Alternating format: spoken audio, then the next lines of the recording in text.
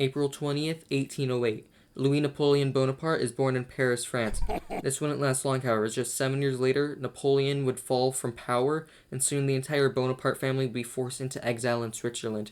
During his time in Switzerland, Napoleon would join the Swiss army and become an artillery officer.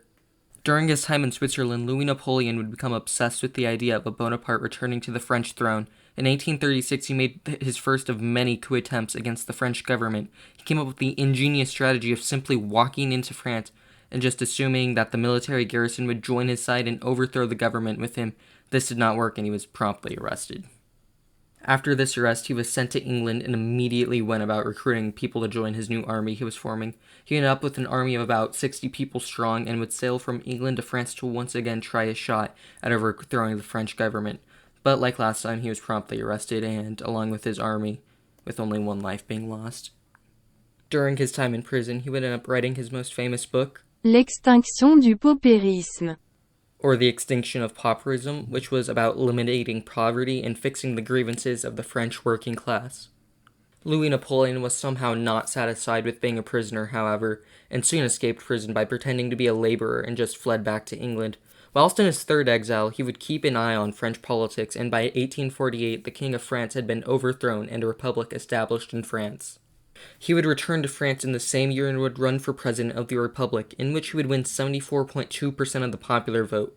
He would become France's first president, in which he called himself Prince President, and had the government become more involved in the economy as it was starting to lag behind the rest of Europe.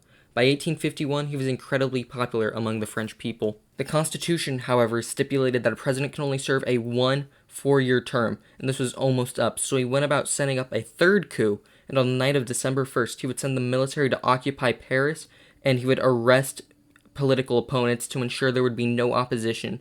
In 1852, he would set up a rigged referendum across France to declare himself emperor, where he would win 97% of people in favor of him becoming emperor. During his time as emperor, he would help with the formation of Italy, invading Mexico, weakening Austria, and attempting to annex Luxembourg and Belgium. He would also go about trying to set up alliances with Britain, Italy, Russia, and Spain, but all of these would fail. In 1870, France was offended by Prussia after a telegram regarding the heir to the Spanish throne and declared war on Prussia and South German states. This war would be a complete failure for him and the empire, and Napoleon himself would even be captured in the Battle of Sedan, and soon the temporary government he established in Paris would be overthrown and a third republic installed. After his embarrassing defeat to the hand of Prussia, he would beg the chancellor of it to put him back on the French throne, but his ideas were rejected because they were completely stupid. He was exiled for the fourth time into England, where he would live until 1873 before dying in his sleep.